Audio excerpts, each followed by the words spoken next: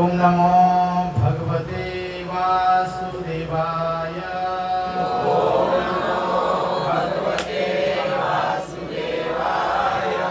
ओम नमो भगवते वासुदेवाय। ओम नमो भगवते वासुदेवाय। ओम नमो भगवते वासुदेवाय। ओम नमो भगवते वासुदेवाय। नारायणं नमस्कृत्य नरं चैव नरोत्तमं देवीं सरस्वतीं व्यास ततो जयामुदीरये नष्टप्रायेषु अभद्रेषु नित्यं भागवत सेवया भगवती उत्तमश्लोके भक्तिर्भवति नैष्ठिकी कृष्णाय वासुदेवाय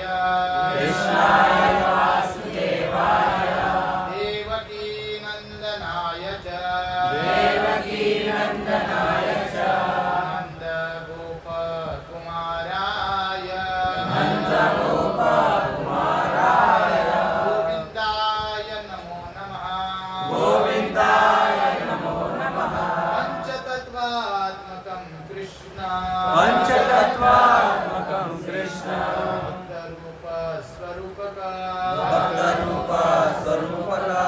भक्तावतारं भक्ताख्या नमामि भक्तशक्तिका हे कृष्ण करुणा सिंधु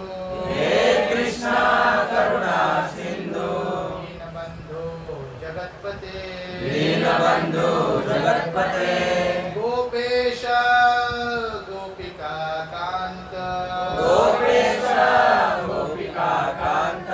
राधाकांत नमोस्तुते तप्त कांचन गौरांगी राधे वृंदावनेश्वरी वृषभानुसुते देवी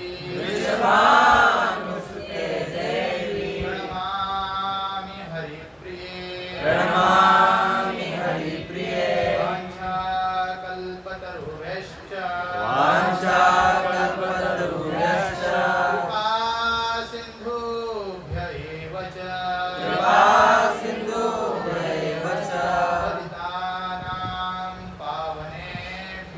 पतितानां पावनेभ्यो वैष्णवेभ्यो नमो नमः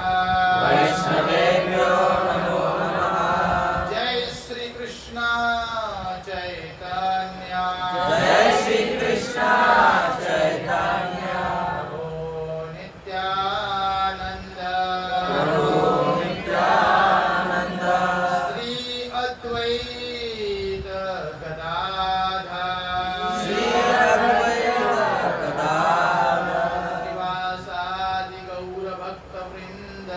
श्रीवासादि गौरभक्तवृंद हरे कृष्ण हरे कृष्ण कृष्ण हरे हरे हरे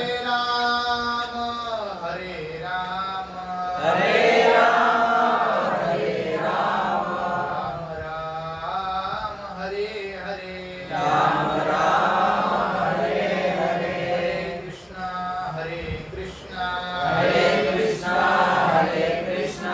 कृष्ण कृष्ण हरे हरे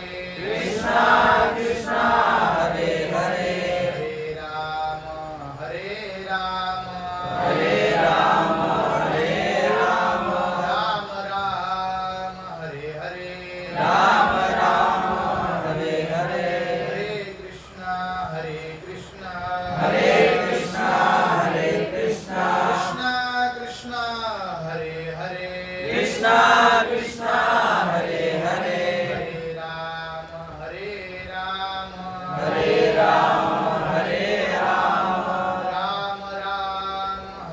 हरे राम राम हरे हरे हरे कृष्ण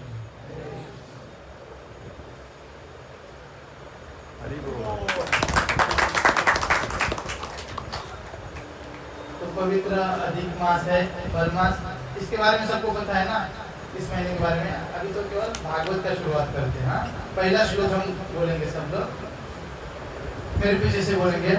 सच्चिदानंद रूपाय विश्व उत्पत्त्यादि हेतवे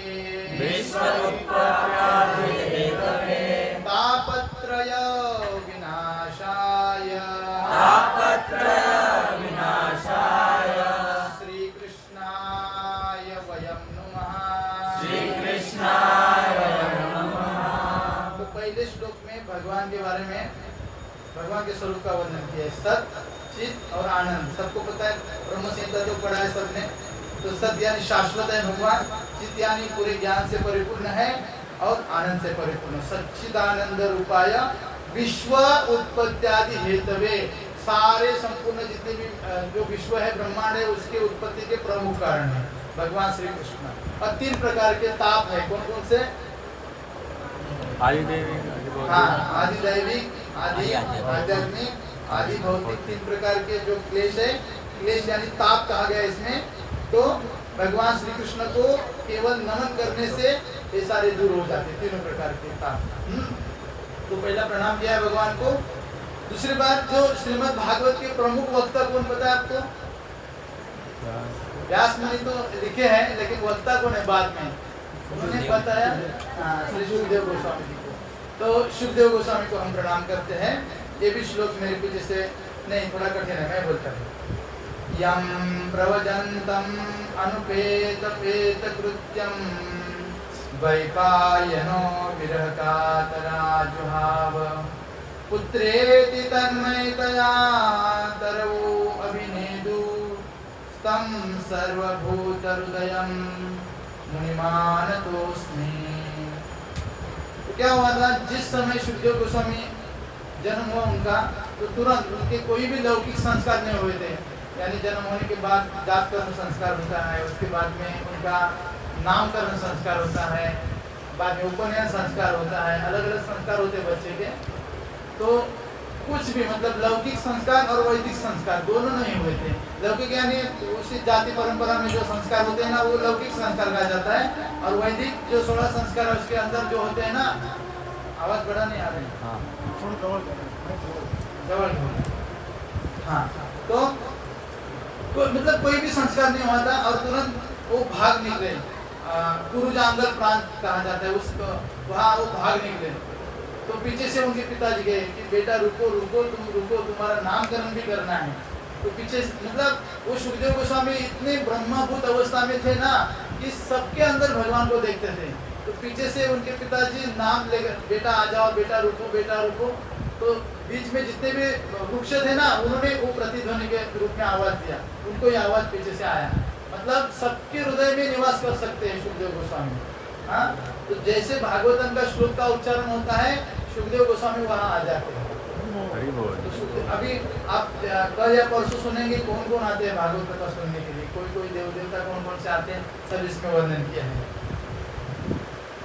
नैमिषे श्रुतम आसीनम अभिवाद्य महामतिम कथा अमृत आस्वाद कुशल शौनको अब्रवीत। कथा अमृत रसास्वाद कुशल शौनको अब्रवीत। तो एक बार भगवत कथा अमृत का रस आस्वादन करने में कुशल मुनिवर शौनक जी ने नैमिषारण्य क्षेत्र में विराजमान महामती सूत जी को नमस्कार करके उनसे प्रश्न पूछा। सूत गोस्वामी सुखदेव गोस्वामी के शिष्य है सूत गोस्वामी, और सूत गोस्वामी व्यासासन पर बैठे हैं। उनको मतलब आसन दिया, फिर बैठ गए, और बैठने के बाद जो शौनक आदि ऋषि मुनि है उन्होंने प्रश्न पूछा। अभी क्या प्रश्न पूछते देखें। हाँ, शौनक उवाच शौनक उवाच अज्ञानध्वान्त विध्वंस अज्ञानध्वान्त विध्वंस कोटि सूर्य समप्रभा कोटि सूर्य समप्रभा सुतख्याहि कथासारम् सुतख्याहि कथासारम् मम कर्णरसायनम् मम कर्णरसायनम्। इसके आगे के श्लोक मैं ही बोलूंगा, आप पीछे मत बोलिए, नहीं तो टाइम जाएगा बहुत। ठीक है, तो प्रश्न क्या पूछते, अज्ञान ध्वांत विध्वंस, मतलब अज्ञान रूपी जितना भी अंधकार है। जैसे आकाश में देखो, ये जो हमारा ब्रह्मांड है उसमें कितने ग्रह हैं? 14 ग्रह हैं। तो सबको जितने भी ग्रह उनको प्रकाश कितने सूर्य प्रदान करते हैं? एक केवल सूर्य। अगर एक सूर्य के बदले कोटि सूर्य अगर उदित हो जाए तो क्या होगा?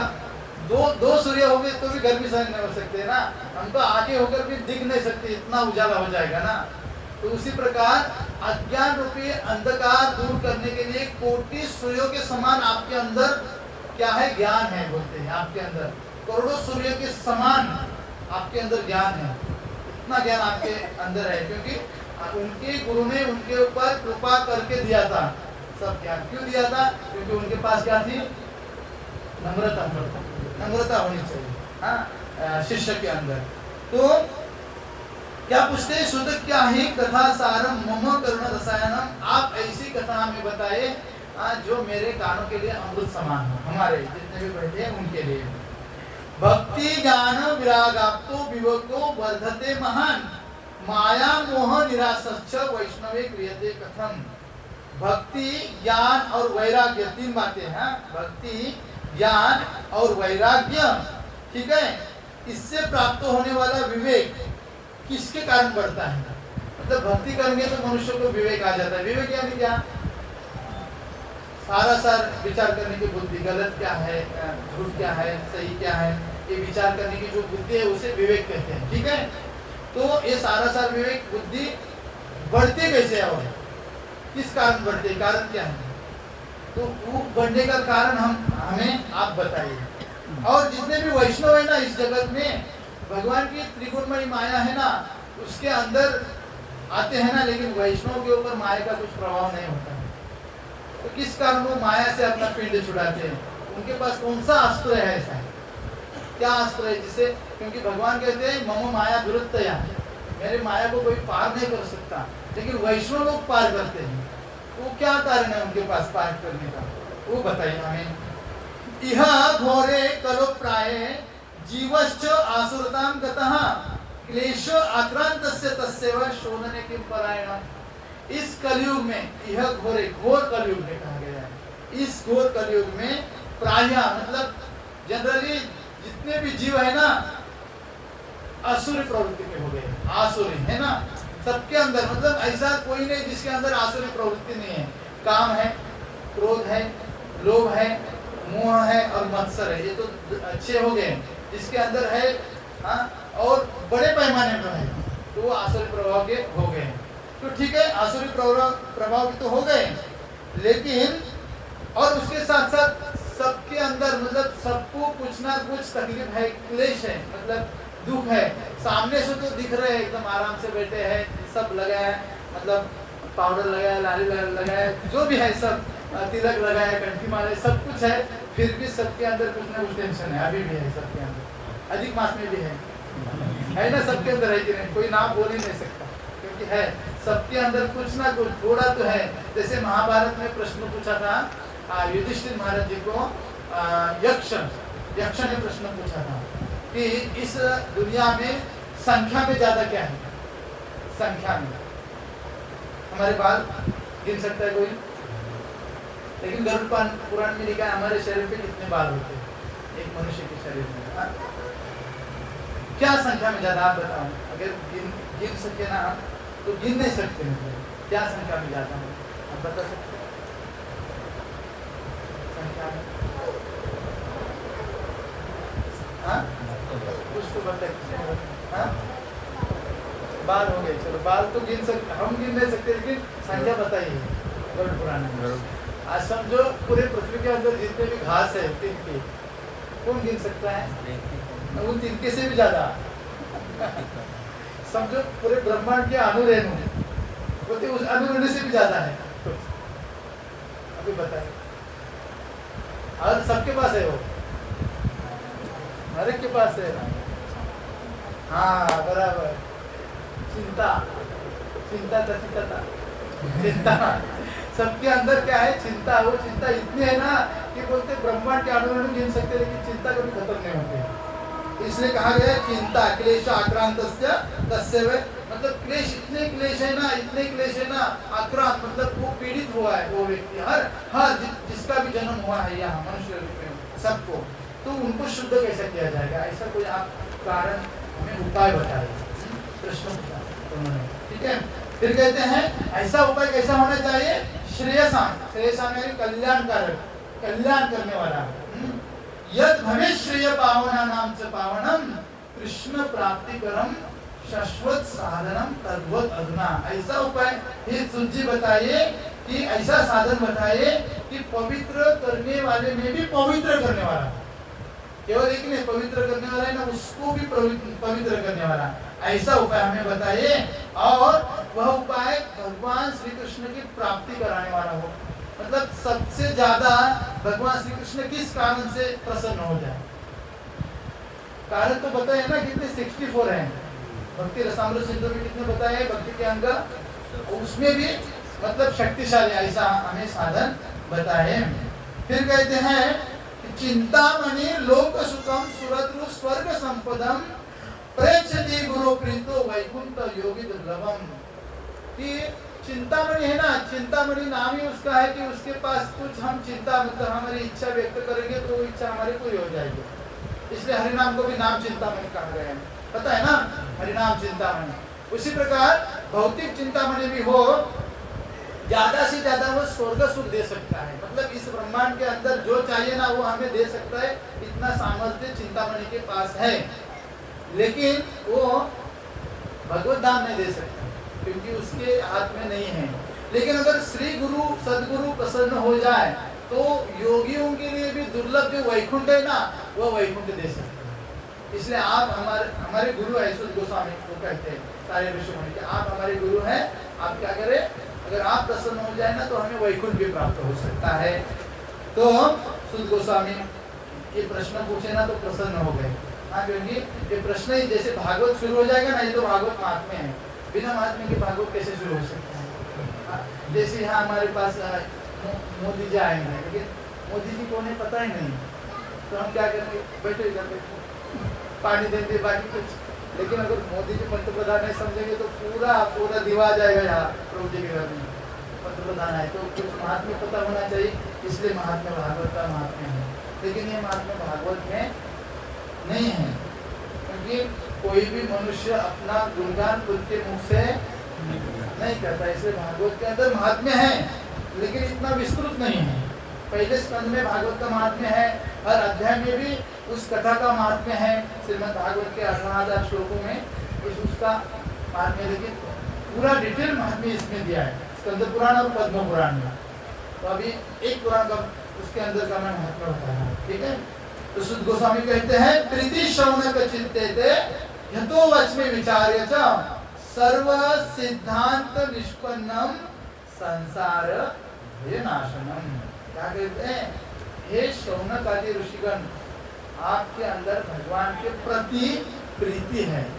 क्या है, भगवान के प्रति प्रेम है आपके हृदय में, ठीक है। इसलिए मैंने विचार किया और विचार पूर्वक मैं क्या बताऊंगा आपको, सर्व सिद्धांत निष्पन्नम, सारे शास्त्रों का जो निचोड़ है ना, सार मैं आपको बताऊंगा। और वह सार कैसा है, इस भौतिक संसार का भय नाश करने वाला है। हाँ, ऐसा मैं सार आपको बताऊंगा। क्या भय है भौतिक संसार का, अभी बताए, चिंता ही मतलब चिंता ही सब भय है ना, बिना कारण डरते रहते हैं, क्योंकि अभी तक ज्ञान प्राप्त हुआ नहीं। ठीक है, ज्ञान भी प्राप्त हुआ लेकिन वो आचरण में लाया नहीं। आचरण में लाना चाहिए ना, वो आचरण कैसे पता चलेगा, वो आचरण किस प्रकार करना है। देखिए भगवत गीता में कितने विषयों का वर्णन किया पता है आपको, 700 श्लोकों में कितने विषयों का वर्णन किया है, 5, प्रकृति कर्म जीव काल ईश्वर, और फिर 5 उपदेश भी है। पता है आपको कौन से 5 उपदेश है? हाँ, साधारण उपदेश, गूढ़ उपदेश, अति गूढ़ उपदेश, गुह्य उपदेश, सर्वसाधारण उपदेश, ऐसे 5 उपदेश भी है भगवान को, ठीक है। लेकिन जब तक मतलब पहले उपदेश है, पहला जो अध्याय है, फिर तीसरा अध्याय है, 18वें अध्याय में सर्वोत्तम उपदेश दिया है। पता है सर्वोत्तम उपदेश जो है ना, 2 श्लोकों में दिया है भगवान ने, मनमना मद भक्तो मध्याजिमान नमस्कुरु, और दूसरा श्लोक है कि सर्वधर्मान परित्यज्य माम एकम शरणं व्रज अहम त्वां सर्व पापेभ्यो मोक्षयिष्यामि। मतलब ये भगवान कहते कि मेरे शरण आ जाओ, हाँ, मैं सारे पापों से मुक्त करूंगा। लेकिन कोई उनके शरण जाना भी नहीं चाहता है। जैसे भगवान ने ये भागवत दिया है, भगवत गीता दिया है। समझो एक व्यक्ति गंगा नदी के अंदर खड़ा है और बेचारा ना प्यास के कारण मर गया। हाँ, आप सोचें, गंगा नदी के अंदर बैठा है और प्यास के कारण उसको पानी नहीं मिला, लेकिन है खड़ा किधर है, गंगा में। वैसी स्थिति है, मनुष्य इस भौतिक जगत में दुखी है, साथ में भागवत है फिर भी दुखी है ना। भागवत है। अब बताइए कौन कौन ऐसा भक्त यहाँ उपस्थित है जो नित्य प्रति श्रीमद् भागवत का श्रवण करता है? प्रभु जी करते हैं। और कौन? एक श्लोक, 2 मात्र तो करते हैं, 2 श्लोक, मतलब दिन में एक तो श्लोक करना। कुछ भी हो, संसार में आग लग जाए, भक्तिविनोद ठाकुर कहते हैं कि संसार में ऐसा बाढ़ आ जाए, ऐसी बाढ़ आ जाए, यहाँ तक पानी आ जाए, समझो, यहाँ तक पानी भी आ जाए, और आपके हाथ में 3 ग्रंथ है, समझो 3 ग्रंथ, भगवत गीता है, 2 ग्रंथ बोल, चलो 3 नहीं, और भागवत है, और यहाँ तक पानी आ जाए, और वो कितने स्कंद है, 18 बुक्स है, आपको मतलब होल्ड नहीं कर सकते, तो चलो बाबा थक गया, अभी मैं हैंडल नहीं कर सकता, भगवत गीता छोड़ दिया मैंने। लेकिन बोले कि पानी यहाँ तक जाए, तुम्हारा मृत्यु भी हो जाए, लेकिन भागवत नहीं छोड़ना चाहिए, किसी भी स्थिति में मृत्यु भी आ जाए, लेकिन भागवत नहीं छोड़ना चाहिए।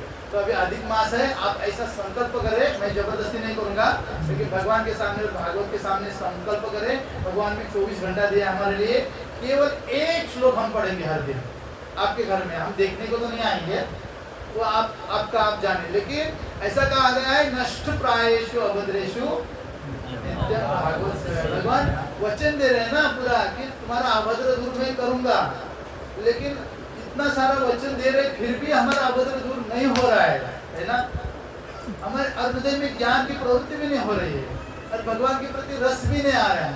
पता है कि सबको जो देने वाले हैं, सारा दुख भी दूर करने वाले हैं, सब कुछ, मतलब ब्रह्मांड के अधिपति है, पूरा ब्रह्मांड भी दे सकते हैं। जैसे एक वैकुंठ दे दिया भक्त ध्रुव महाराज को, दिया ना, सामने प्रमाण है हमारे पास में, इतना तो नहीं चाहिए हमारे लिए, क्या एक घर हो गया बस हो गया है ना, तो इतना सारा है, और उस घर में सुख होना चाहिए, है ना। लेकिन ये भौतिक जगह दुखालय है, लेकिन दुखालय में भी दुख क्या है ना, वो सहन करने की भी शक्ति भी देनी चाहिए। तो ये सब देने के लिए भगवान तैयार है, लेकिन उनको शरणागत जाते ही हम लोग, इसलिए भागवत बताया है। तो नित्य प्रति श्रीमद् भागवत श्रवण करना चाहिए। तो कहते हैं सारे सिद्धांतों का सार और संसार का भय नाशन करने वाला ऐसा शाश्वत साधन आपको मैं बताता हूँ। उससे क्या होगा, भक्ति योग वर्धनम, भक्ति का प्रवाह बढ़ जाएगा हमारे हृदय में, भक्ति का प्रवाह ऐसा जोर से बढ़ेगा। कृष्ण संतोष हेतुकम, और भगवान श्री कृष्ण अतिशय मतलब जल्द से जल्द प्रसन्न हो जाएंगे। तदा ते अभिधस्यामि सावधानतया शृणु, सावधानतया शृणु। भागवत कथा का आयोजन करते हैं ना, तो अलग अलग प्रकार की कथा का आयोजन किया जाता है। उसको सर्वतोभद्र मंडप, आगे वर्णन करूंगा किस किस प्रकार का आयोजन किया जाता है। लेकिन सबसे बड़ा कारण है कि कथा मनुष्य के जो भी बैठे हैं उनके कानों में जानी चाहिए, बस कान में जानी चाहिए, और कान में जाके इस कान से बाहर आनी चाहिए, नहीं ना, यहाँ से आनी चाहिए, यहाँ से जाए, और यहाँ से मतलब आपल्याशी ठावे, मतलब हमें जो पता है दुसऱ्याशी सांगावे, दूसरे को बताना चाहिए, है ना। लेकिन यहाँ से सुना और यहाँ से गया, कुछ स्टोर तो हुआ नहीं, कुछ स्टोर होना चाहिए, तो यहाँ से निकलनी चाहिए ताकि दूसरे को भी लाभ मिले, है ना। भागवत इतनी शक्तिशाली है, तो सावधान होकर सुननी चाहिए। बस भागवत का नियम ये है कि भागवत कथा श्रवणम, पहला ये है ना, कीर्तनम विष्णु स्मरणम पाद सेवनम वंदनम दास्यम साख्यम आत्मनिवेदनम, नवविधा भक्ति में भी पहला जो भक्ति है श्रवणम।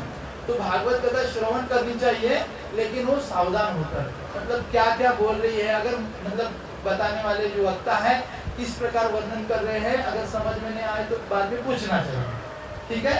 तो सावधान होकर सुनना चाहिए। काल व्याल मुख ग्रास त्रास निर्नाश हेतवे श्रीमद् भागवतम शास्त्रम कलो कीरेण भाषितम। कि कलयुग में जीवों के काल रूपी सर्प के मुख का ग्रास होने के त्रास का अत्यंतिक नाश करने के लिए श्रीमद् भागवत का प्रवचन किया।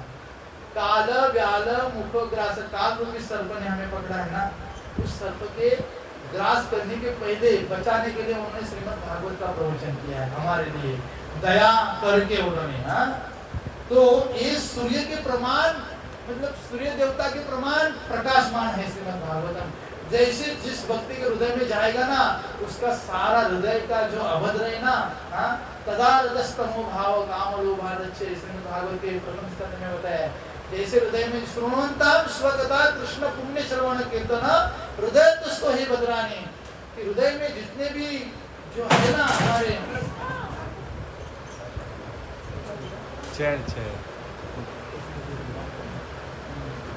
विदोनोति स्रोतस्ताम, हृदय तुष्को ही भद्राने विदोनोति स्रोतस्ताम।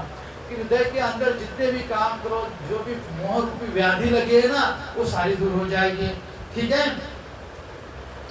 एतस्माद् परम किंचित मन शुद्ध न विद्यते जन्मांतरो भवेत् पुण्यम तदा भागवतम लभेत। आप सब कृष्ण भावनामृत में आए हैं ना, कहा गया है जन्मांतरे करोड़ों जन्म का पुण्य। कितने जन्मांतरे भवेत् पुण्यम, करोड़ों जन्मों का पुण्य उदित हो जाता है ना, तब व्यक्ति भागवत कथा में उपस्थित हो जाता है।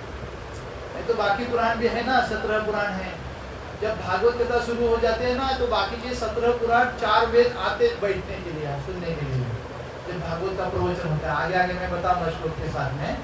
तो जन्मांतरे भवेत् पुण्य मतलब करोड़ों करोड़ों हमारे जन्म हुए हैं, और उसमें जो हमारे पुण्य कार्य एकत्रित हुए हैं ना, तब भागवत के श्लोक है ना, वो हमारे कान में जाते हैं, क्या हम पढ़ते हैं। नहीं तो सबको प्राप्त नहीं होता भागवतम। तो एतस्मात् क्या कहा है, एतस्माद् परम किंचित मन शुद्ध न विद्यते जन्मांतरे भवेत् पुण्यम तथा भागवतम लभेत्। अगर हमारे मन को नियंत्रित करना है ना, तो हम यूट्यूब है ना, उसको पर सर्च करते हैं, हमारा मन कैसे शांत हो जाएगा, है ना, बहुत सारे करते हैं। लेकिन वो कितने भी बताए, मन तो शांत होता ही नहीं, क्योंकि उसका कारण अलग ही है ना, उसका रूट अलग है ना। तो जब तक श्रीमद् भागवत नहीं सुनेंगे तब तक मन शांत होगा ही नहीं। बाकी कितने कितने प्रयास करते हैं, वो टेंशन आया, टेंशन कैसे दूर होगा, लेकिन टेंशन किस कारण से आया वो भी पता नहीं, है ना।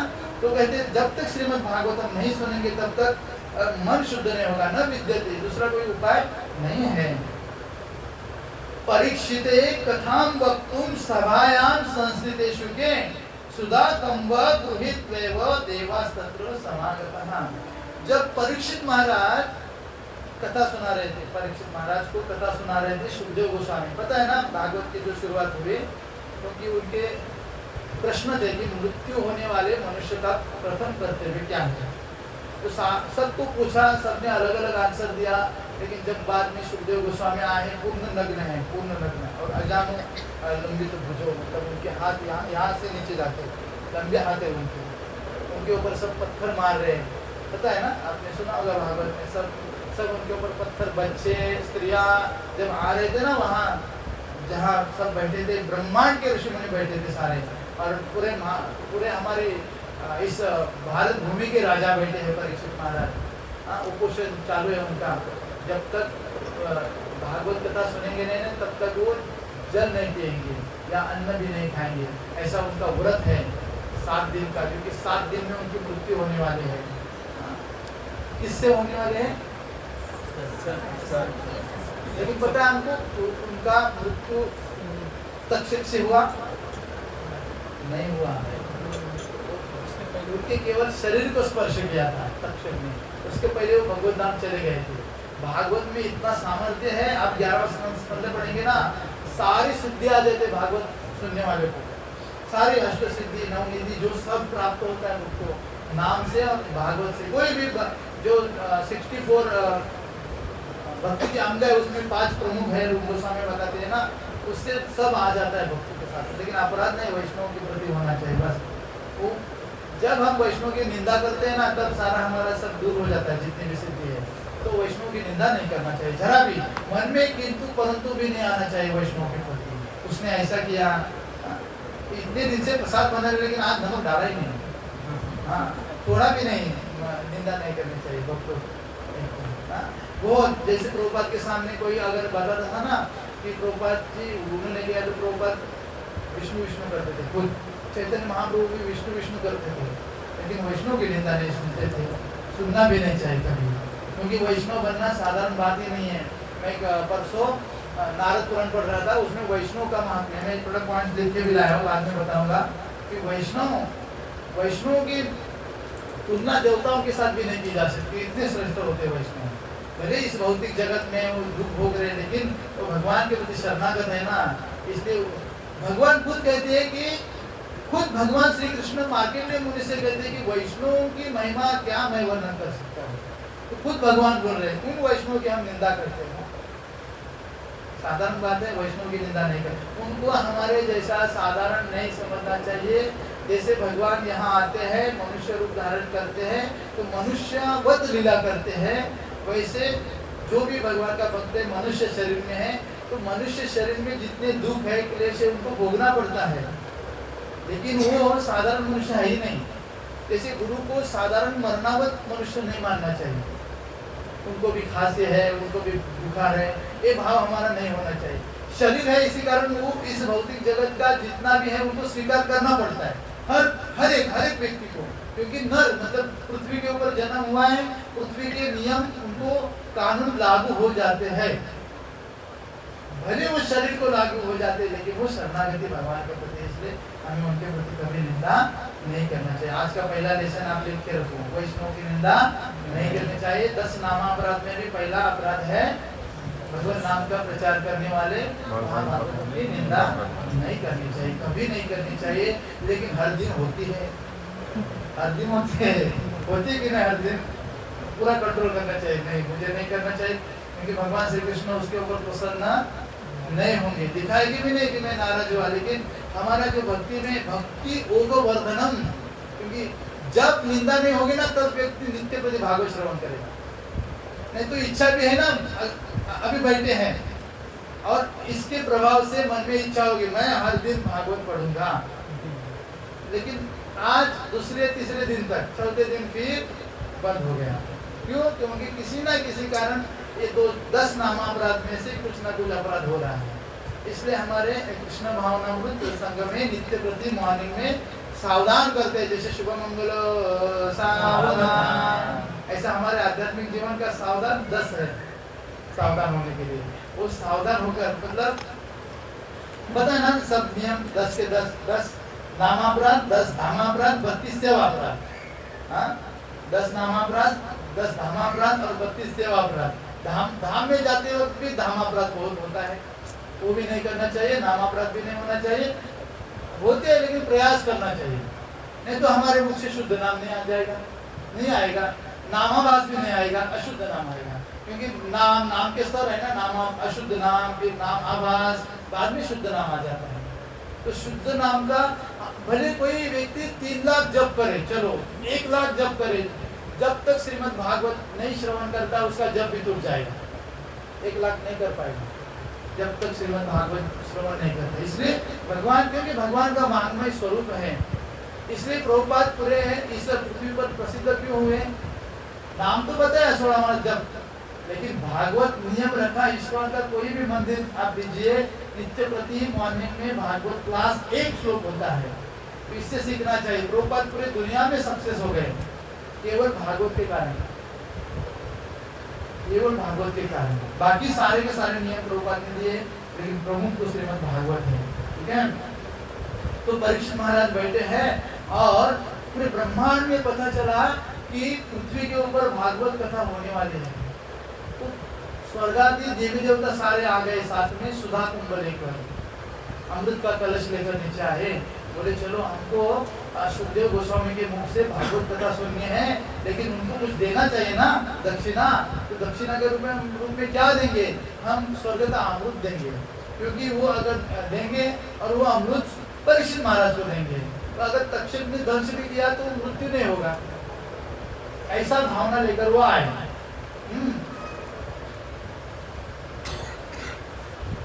बाद में उन्होंने क्या किया? शुकम नत्वाद वदनम सर्वे स्व कार्य कुशलासुरा। सुखदेव गोस्वामी के सामने नतमस्तक हो गया, दंडवत प्रणाम किया उन्होंने। सर्वे सारे देवता ने स्व कार्य कुशलासुरा, सुरा यानी देवता अपना कार्य करने के लिए प्रसिद्ध है, बहुत प्रसिद्ध है, काम बनाने के लिए प्रसिद्ध है देवता। कथा सुधा परेच्छस्व गृहीत वैव सुधामिमाम, क्या करेंगे? हम उनसे कथा अमृत सुनेंगे और ये अमृत उनको दे देंगे बदले में, तो देना पड़ता है तो हम बदले में दे देंगे। एवं विनय में जाते सुधा राज्ञा प्रपीयताम प्रपस्यामो वयम सर्वे श्रीमद् भागवतामृतम। इस प्रकार परस्पर अदला बदली करेंगे, इनसे ये देंगे और इसके बदले में हमारे पास है वो देंगे। लेकिन आप सुने, श्रीमद् भागवत कथा अमृत और स्वर्ग का अमृत दोनों में श्रेष्ठ क्या है? लेकिन अमृत भी साधारण है क्या? भगवान ने खुद अमृत मंथन किया था ना, जिस भगवान विष्णु ने अमृत मंथन किया, कितने रत्न निकाले थे? 14 रत्न निकाले थे। उच्च श्रवा घोड़ा, पता है ना? पहला कौन क्या आया था? 20 जहर आया था पहला। तो मतलब भगवान ने उनको कोऑपरेट किया था, तो अमृत साधारण कैसे हो गया? लेकिन कथामृत के सामने साधारण नहीं है ना, भागवत कथामृत के सामने। तो क्या कहते थे क्या आगे कि एवं विनय में जाते सुधाराज्ञा प्रपीयताम प्रपस्याम वयम सर्वे श्रीमद् भागवतामृतम। क्या कहते कि राजा जो परीक्षित महाराज है वो अमृत का पान करें और हम सब श्रीमद् भागवत अमृत का पान करेंगे। हम श्रीमद् भागवत सुनेंगे, बाकी को नहीं सुनाएंगे। राजा केवल मृत्यु होने वाला है ना।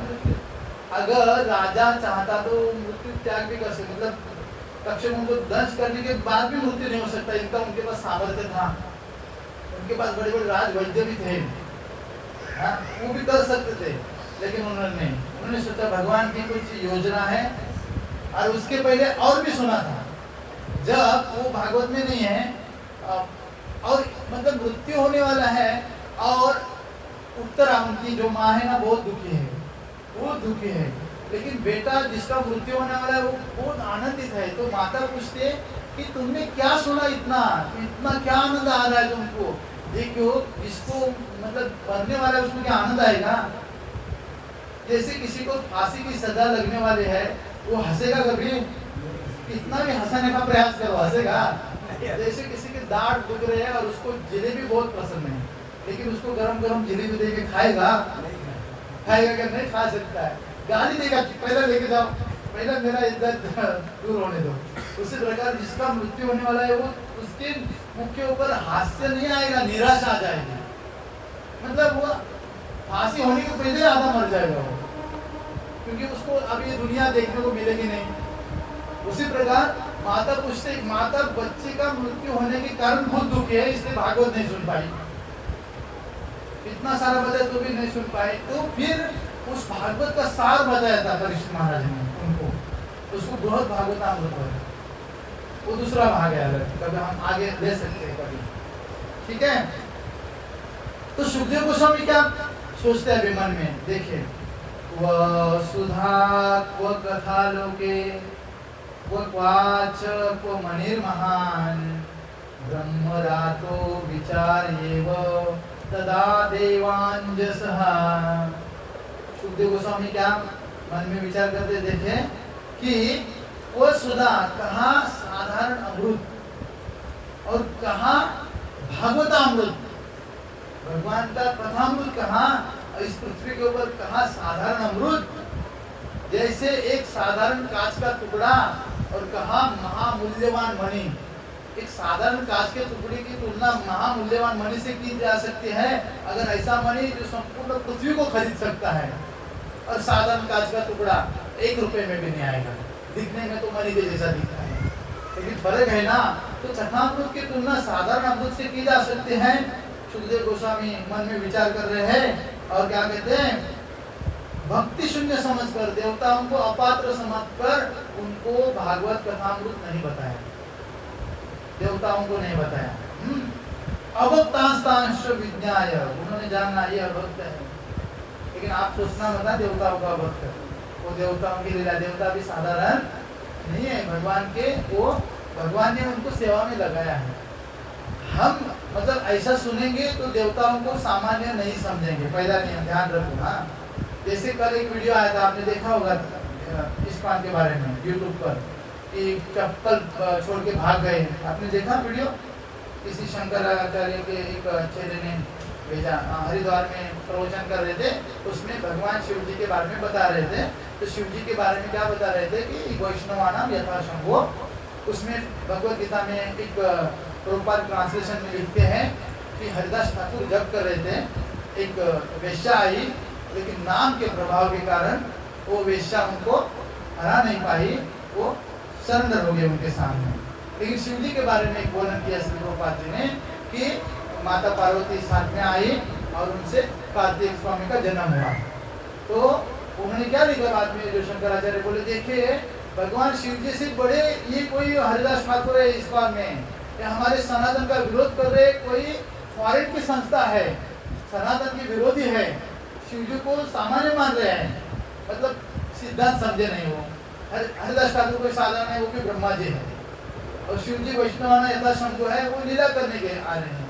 लेकिन बहुत मतलब बहुत गालियां भी दी इस्कॉन भक्तों को।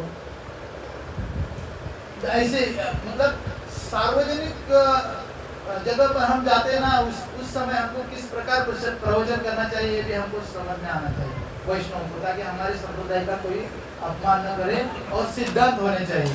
देखिए मैं भागवत कथा करता हूँ ना, बिना श्लोक का नहीं बोलता हूँ, एक एक श्लोक बिना श्लोक का, दूसरा श्लोक मतलब कोई बताते हैं उनकी जैसी इच्छा है, लेकिन मेरा तो नियम है कि बिना श्लोक के भागवत कथा बोलूंगा ही नहीं। क्यों? क्योंकि श्लोक प्रमाण है, कोई हमारा खंडन ही नहीं कर सकता, क्योंकि सब मतलब सामने शास्त्र है, कौन खंडन कर सकता है?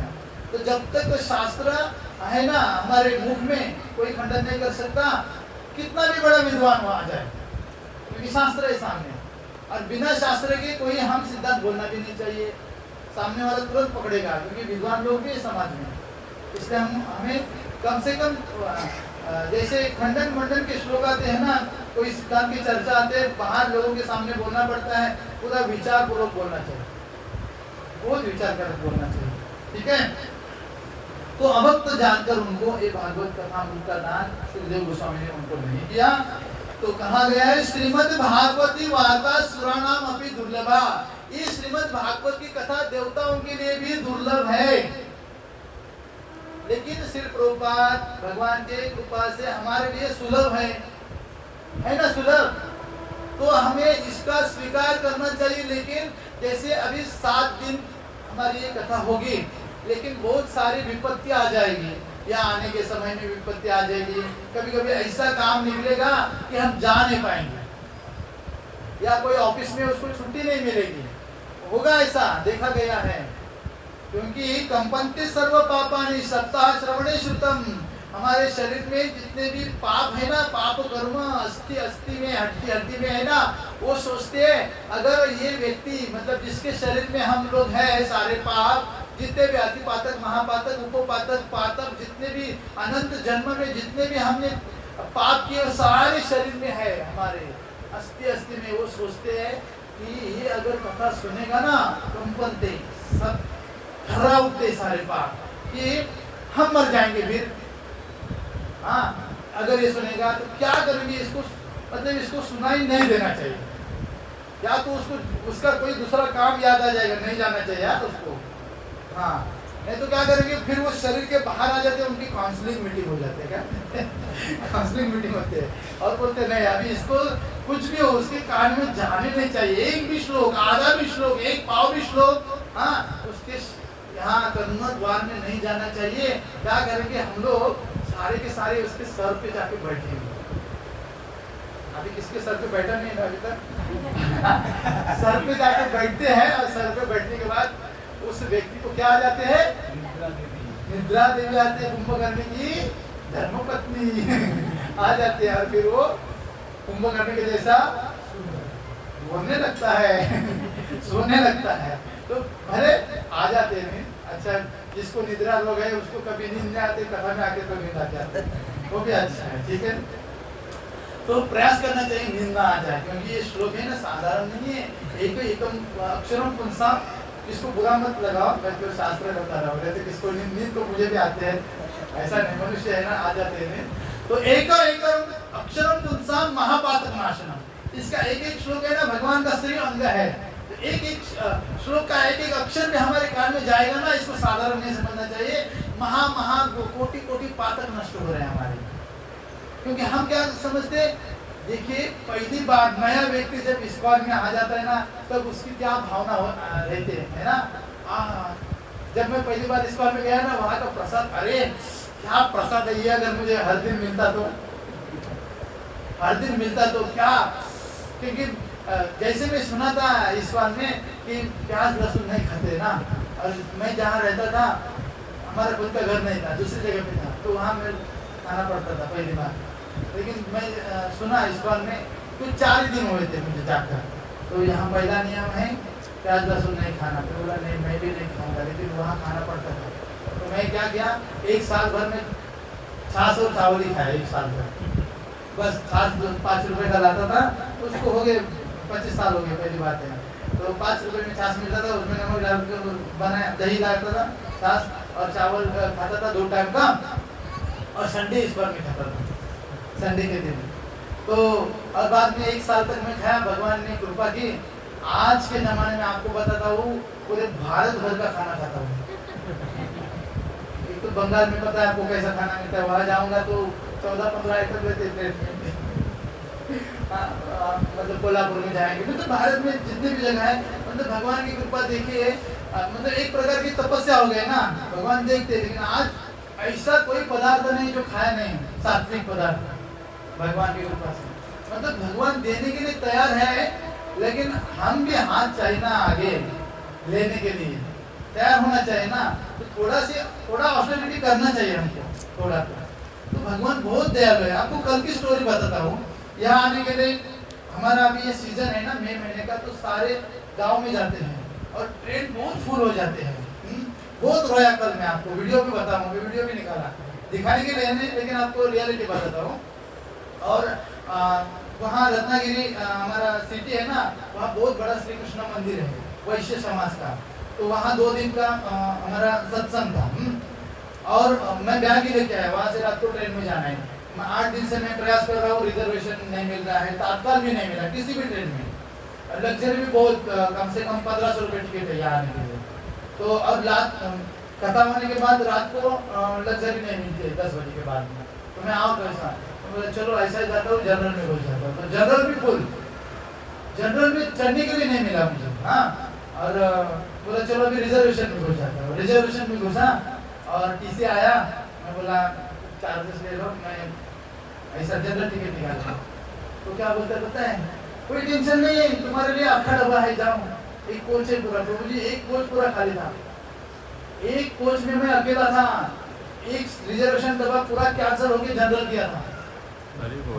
देखिए भगवान की लीला है ना, एक प्रकार की पूरा। और वो कोच में मैं अकेला आराम से, किसी को पता ही नहीं, बाकी मेरे सीन में है। मतलब है ना भगवान की कृपा, आप मानो या ना मानो, है कि नहीं। कोई बोलेगा योगा योग है, कोई बोलेगा ऐसा किया होगा, लेकिन हम तो भगवान की कृपा मानेंगे, बराबर ना। क्योंकि वैष्णव तो भगवान की कृपा ही मानता है ना। आराम से मैं आए थे। तो ऐसे कई उदाहरण आपके भी जीवन में आए होंगे, आपके भी आए होंगे, लेकिन हम उसको क्या करते, होगा है ना, ऐसा ही होगा, लेकिन ऐसा ही नहीं कुछ होता है। भगवान की कृपा है, ठीक है, भागवत की कृपा है। भगवान बहुत दयालु है। लेकिन क्या है, ऐसा लिखा गया हमारे अनंत जन्म भी हो जाए और अनंत जन्म में भी हम भगवान के ऋण नहीं चुका सकते जो हमारे ऊपर उन्होंने भक्ति देके किया है। मतलब ये भक्ति मिले है ना, भक्ति यानी भगवान की प्रेम में जो सेवा करते हैं ना, भगवान के प्रति हमारी श्रद्धा है, हम सत्संग में जाते हैं ना, ये जो भक्ति भगवान ने हमें दिए है ना, इसका ऋण हम अनेक और भी अनंत जन्म हो जाए तो भी हम नहीं चुका सकते। लेकिन फिर भी उसको हम साधारण समझते हैं। एक क्षण हमारा कैसा व्यर्थ चला जा रहा है। हमारे आचार्य, हमारे जो षड गोस्वामी देखिए, बोलते हैं ना, हजारों बार अगर तीर्थ यात्रा भी की किसी व्यक्ति ने, लेकिन भगवान के सामने केवल एक बार दंडवत प्रणाम किया ना, तो हजारों तीर्थ यात्रा का फल केवल एक बार दंडवत प्रणाम करने से मिलता है। इसमें पहला श्लोक है ना, श्री कृष्ण आय वयम नुआ, केवल भगवान से प्रणाम करने से तीनों त्राप दूर हो जाते हैं। तो भागवत कथा सुनने के बाद क्या होगा, केवल भगवान के क्या है, भगवान को नमस्कार करने से तीनों ताप कोई साधारण नहीं है, केवल बोलने के लिए 3 ताप है नहीं, उसका तो हम भोग रहे हैं ना इस संसार में रह के भी, लेकिन वो भी हमारे लिए भगवान उसको कम कर देते, दूर ही कर देते केवल एक बार नमस्कार करने से। तो केवल ये पूरा भागवत हम सुनेंगे ना तो क्या होगा, लेकिन मन लगाकर।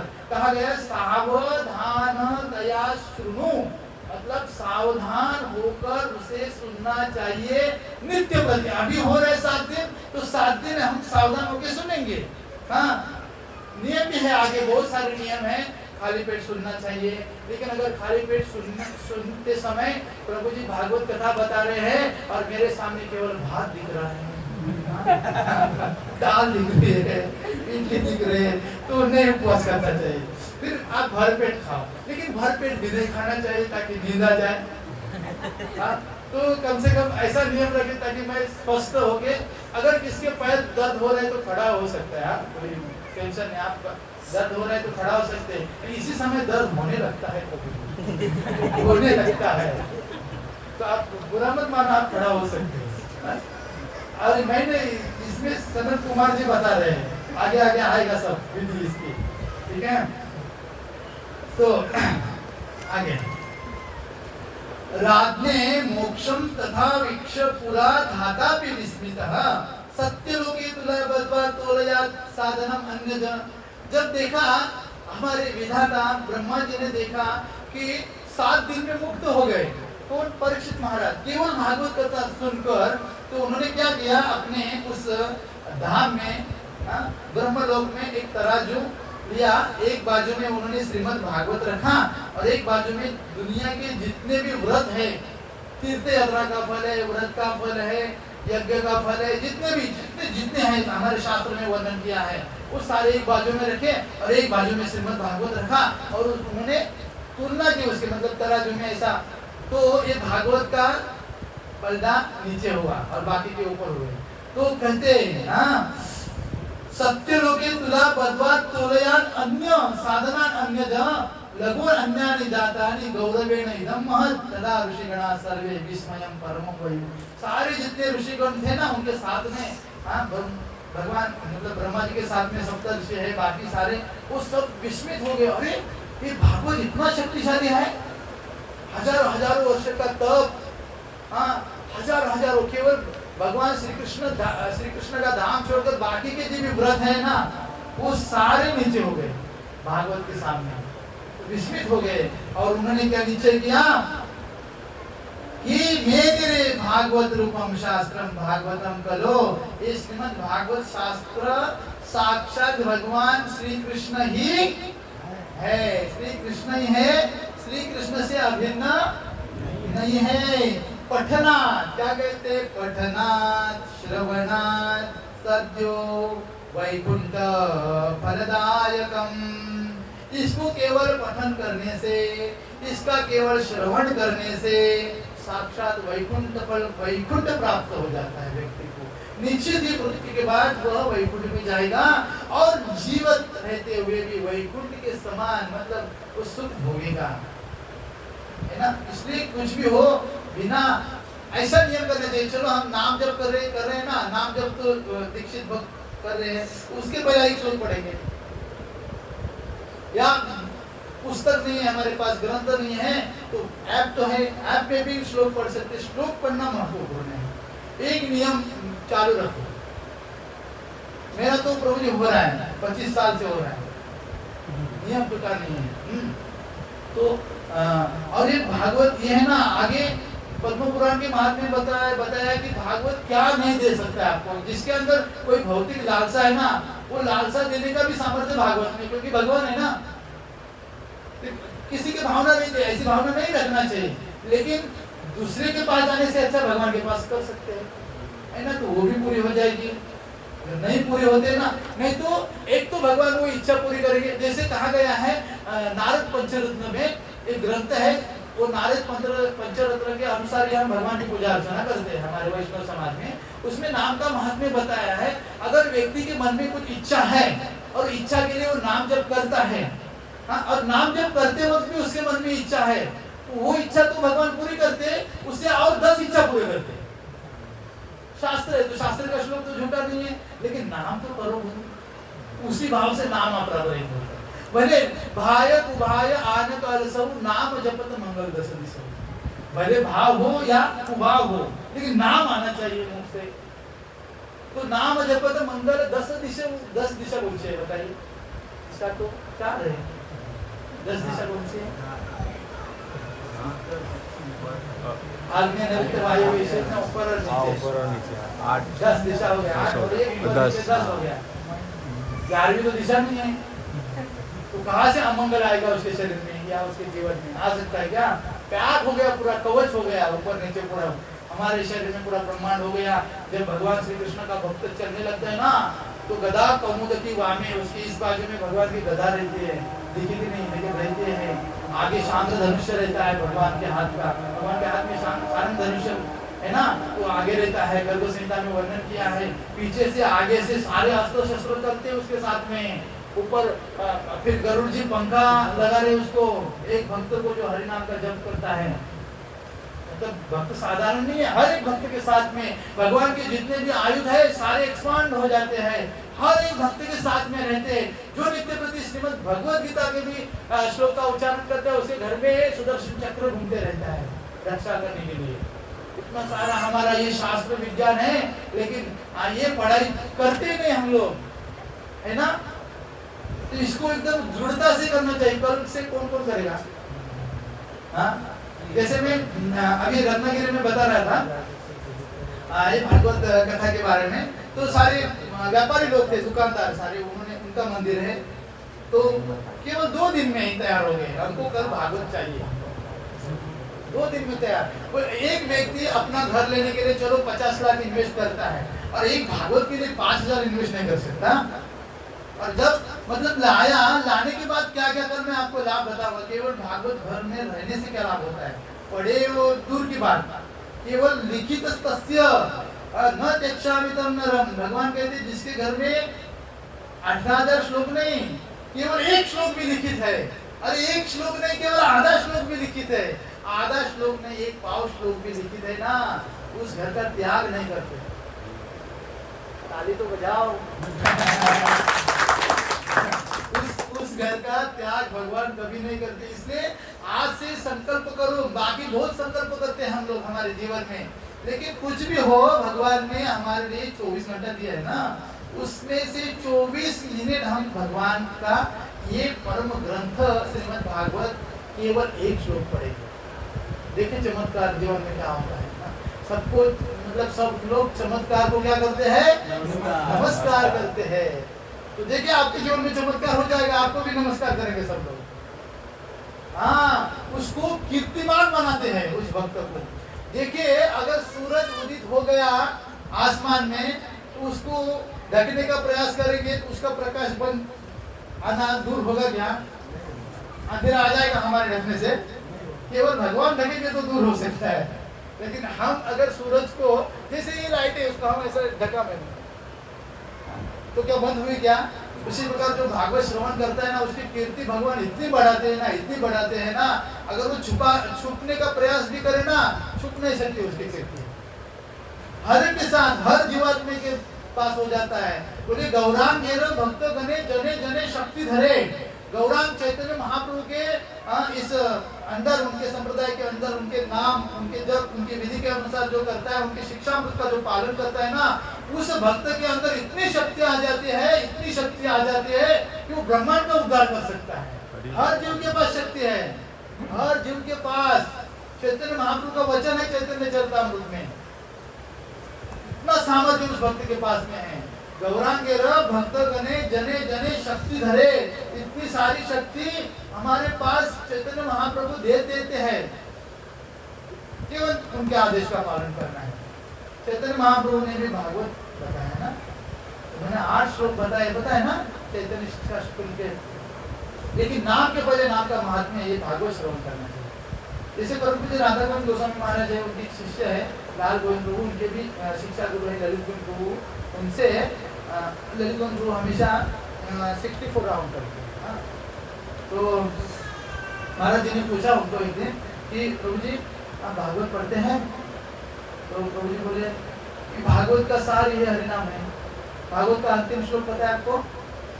नाम संकीर्तनम यस्य सर्व पाप प्रणाशनम प्रणामो दुख शमनस्त्वम नमामि हरिं परम। ये भागवत का 18,000वां श्लोक है। ये नाम का महात्म्य बताया उसने। तो प्रभु जी बोले भागवत का सार ही नाम है, तो फिर मुझे भागवत पढ़ने की क्या आवश्यकता है? महाराज कुछ शांत हुए, बोले माँ ने जन्म दिया, वो माँ को भुलाया जा सकता है? उसको सबसे बड़ा पापी कहा गया है ना, जो माँ बाप को भूल जाता है। सबसे बड़ा पापी इस दुनिया का है ना, जो माँ बाप को भूलता है। उसी प्रकार समझो एक भागवत श्रीमन राधा और कृष्ण का ये शरीर है, श्री मतलब राधा रानी, तो इस माँ को हम भूल सकते हैं क्या? तो कुछ भी हो, कितना भी नाम करें, लेकिन भागवत का एक श्लोक का तो उच्चारण करना चाहिए। कम से कम दीक्षित भक्त है ना, उनको बिना एक श्लोक के, मतलब इतना कौन सा काम है कि हम भागवत नहीं पढ़ सकते? एक श्लोक, इतना कौन सा काम हमारे जीवन में है कौन सा? बताइए क्या काम है?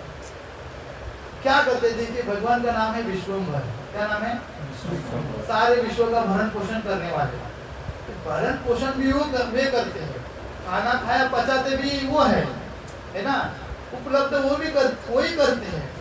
केवल हम हाथ हिलाते हैं, लेकिन हाथ हिलाने के लिए प्राण अपान व्यान उदान समान, ये वायु कार्य करते हैं। वायु भी उनका ही है, प्राण भी वही चलाते हैं, सांस भी उनके कारण चल रहा है, तो सब तो वही कर रहे हैं। तो मनुष्य क्या कर सकता है? मनुष्य केवल दंडवत प्रणाम कर सकता है, बाकी कुछ नहीं कर सकता। मनुष्य केवल भगवान को दंडवत प्रणाम कर सकता है, वो भी अगर उसका वायु चल रहा है तो वो भी नहीं कर सकता है। अगर उस अर्धांग वायु मतलब 5 में से 1 वायु कार्य करना बंद किया तो ये भी नहीं करेगा। मतलब इतना सारा होकर भी, इतनी सारी कृपा करके भी उनके आदेश का पालन नहीं करेगा। ये सबसे हमारी क्या बोलते हैं उसको? शोकांतिका बोलते हैं ना, सबसे बड़ी शोकांतिका। मतलब हम खुद ऐसा बोलते हैं ना कि मेरे संसार में ना मैं इतना दुखी हूँ ना, इतना दुखी हूँ ना, तो भगवान बोलते छोड़ ना, थोड़ा छोड़ ना, तो पकड़ के बोलते नहीं छोड़ नहीं सकता मैं, थोड़ा सा छोड़ने की जरूरत है, लेकिन छोड़ नहीं सकता। नहीं छोड़ाओ मुझे। दूसरा कैसा छोड़ेगा? तुम टाइट पकड़ के रखे होगा, कैसा छोड़ेगा? ठीक है, छोड़ने नहीं छोड़ सकते ना, छोड़ो मत, कम से कम सुनो तो। सुनने से अपने आप छोड़ेगा। कोई बोलेगा नहीं पहला ये हाथ है ना, ये थोड़ा ढीला करो तो छूट जाएगा। तो कोई तो बताने वाला आना चाहिए, तो बताने वाले बहुत है हमारे संप्रदाय में। फिर भी आज के दिन दूसरे दिन से फिर पकड़ते हैं। तो मतलब नियम करना चाहिए कि मैं आजीवन, मैं एक दिन भी ऐसा नहीं जाएगा जिस दिन मैं श्रीमद् भागवत का एक श्लोक नहीं पढ़ूंगा। कहते हैं आयु आरोग्य पुष्टिदम। आपको मैं प्रमाण और देता हूँ, हाँ इसके अंदर आए कि भागवत पढ़ने से और क्या क्या होगा। क्या कहते हैं? और एक श्लोक है, हाँ, श्रीमद् भागवतम पुण्यम, नहीं ये श्लोक नहीं, बहुत श्लोक है लेकिन इंपोर्टेंट श्लोक मैं आपको बताता हूँ।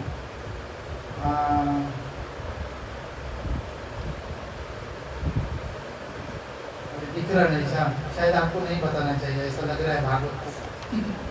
नहीं तो जो सामने आता है आ जाता है। हाँ, श्रीमद् भागवतम पुण्यम आयु आरोग्य पुष्टिदम पठनात् श्रवणात् वापि सर्व पापे प्रमुच्यते। एक तो क्या होता है? श्रीमद् भागवत सुनने से क्या होता है? इतना पुण्य कारक है। पुण्य मतलब साधारण पुण्य नहीं, हाँ साधारण पुण्य नहीं, साधारण पुण्य तो बंधन का कारण हो जाता है, क्योंकि उसका फल भोगने के लिए फिर से जन्म लेना पड़ता है। पाप करने का फल मतलब पाप करेंगे उसका फल भोगने के लिए जन्म लेना पड़ता है। लेकिन भागवत कथा अमृत का श्रवण करने से जो पुण्य प्राप्त होता है ना, उससे क्या होता है? यहाँ से तो मतलब हमारे मृत्यु के बाद मुक्ति हो जाएगी, भगवान के धाम जाएंगे, लेकिन जिंदा रहते हुए भी कहते हैं कि पुण्य आयु अच्छा रहेगा, आरोग्य अच्छा रहेगा, पुष्टि स्वस्थ रहेगा शरीर, हाँ रहेगा, क्योंकि भगवान है ना खुद। कहते हैं श्रोतव्यम मम शास्त्रम ही यशो धर्म जयार्थिनाम। अगर किसी को अपने जीवन में जय प्राप्त करना है, यशस्वी होना है ना, तो यश प्राप्त करना है तो मेरा शास्त्र पढ़ो। यश धर्म, उसकी बुद्धि धर्म में लगी रहेगी, उसके हाथ से अधर्म होगा नहीं होगा, धर्म में उसकी बुद्धि रहेगी। जय मतलब हमेशा सबको चाहिए ना, जीवन में सबको सक्सेस चाहिए, लेकिन सक्सेस का जो मेन कारण तो ये है भागवत। बाकी आपको जो करना है करें, लेकिन आगे करेंगे ना वो भी अधर्म के, मतलब उससे आपके हाथ से अधर्म नहीं होगा। लेकिन हमें पता ही नहीं चलता है कि कभी हमारे हाथ से अधर्म हो जाता है, बाद में उसका फल हमको भोगना पड़ता है। एक तो पहले विगत जो कर्म है उसी कारण अभी हम फल भोग रहे हैं, मतलब प्रारब्ध कर्म हम भोग रहे हैं। तो आगे हमको प्रारब्ध नया नहीं बनाना है ना, तो पहले से हम धर्म से चलेंगे, मतलब पहले से हम सावधान होकर रहेंगे ना, तो नया कर्म नहीं बनने देना हमको, बस अभी नया कर्म नहीं। इसलिए भागवत भगवान बोलते कि इतना माया मुग्ध जीवे नाही स्वतः कृष्ण ज्ञान जीवे न कृपाय कैले कृष्ण वेद पुराण। हम सारे माया के अंदर मुग्ध है, चैतन्य चरितामृत में बताया है। स्वतः मतलब खुद को कृष्ण के बारे में ज्ञान नहीं है, लेकिन भगवान ने कृपा करके हमारे लिए ये वेद पुराण श्रुति शास्त्र स्मृति शास्त्र पंचरात्र ये सारे शास्त्र हमारे लिए दिए हैं, और उसमें भी सर्वश्रेष्ठ जो श्रीमद् भागवत है वो दिया है। इतना सारा देकर भी दुख है मनुष्य के जीवन में, अर्थात उसके जैसा मूर्ख व्यक्ति संसार में दूसरा कोई नहीं है। मतलब सामने है, सामने ये रखी है पानी है, फिर भी बोलते प्यास लगे पानी नहीं है, सामने होकर भी ये श्रीमद् भागवत सामने है और वो पढ़ नहीं रहे, उसके जैसा कौन मूर्ख होगा। उसको कहा गया चांडाल। क्या कहा गया है? चांडाल। चांडाल तो मस्त बोल गया, चांडाल। चांडाल यानी कौन? कौन चांडाल किसको कहते हैं? हाँ, कुत्ते का मांस खाने वाला, कुत्ता रखने वाला ज्यादा। हाँ, तो उसको मतलब कुत्ते के साथ में रहने वाला, ज्यादा नहीं रख सकते लेकिन घर के बाहर, ठीक है। मतलब इस शब्द उसको लागू पड़ता है, शास्त्र वचन है, महाभारत के स्वर्गारोहण पर्व में है और अनेक शास्त्र में रख सकता है, लेकिन वो घर के बाहर है। भागवत के 7वें स्कंद में भी बताया है कि वो रख सकता है, लेकिन घर के बाहर उसके पहला जो बोलते उंगरा दहलीज के अंदर नहीं आना चाहिए, बाकी कुछ प्रॉब्लम नहीं, ठीक है। उसको दवा कर सकते, सब कुछ कर सकते, लेकिन दहलीज के अंदर नहीं आना चाहिए, ये आप नियम रखें। मांस खाने वाला कोई भी जीव दहलीज के अंदर नहीं आना चाहिए। तो मांस खाने वाले कौन कौन जीव है जिसको हम लाते हैं, कोई किसी को हम कंट्रोल नहीं कर सकते, जैसे चूहा है उसको पैक करना पड़ेगा, लेकिन चुपके से आता है, लेकिन उसका इतना प्रॉब्लम नहीं, लेकिन इसका बहुत प्रॉब्लम है।